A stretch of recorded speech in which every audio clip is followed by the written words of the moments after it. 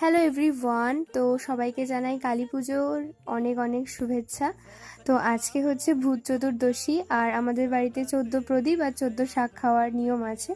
তো এখানে মা 14 প্রদীপগুলোতে তেল দিয়ে পলতে দিয়ে এখানে মা তৈরি করছে।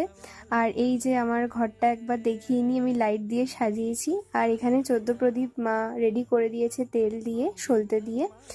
আর এখানে মা ফার্স্টে একটু আরতি করিয়ে নিল, আর দেখো কি দারুণ দেখতে লাগছে। তো ফার্স্টেই আমাদের তুলসী তলায় মা 14 প্রদীপের প্রথম প্রদীপটা দিয়ে তারপর বাড়ির চারদিকে ভালো করে দিয়ে দিল। আর তারপর আমরা ঘরে এসে অনেক লাইটস লাগিয়েছি, বাইরেও অনেক লাইট লাগানো হয়েছে। আর সন্ধেবেলা বেরোয়নি কোথাও, তাই জন্য একটু চা করলাম, তার সাথে নিমকি খেলাম, টোস্ট খেলাম। আর আজকের ভূত চতুর্দশীর সন্ধেটা এরমভাবেই কাটালাম। তোমরা কিভাবে কালী পুজো কাটাচ্ছ অবশ্যই জানিও। ওকে, বাই।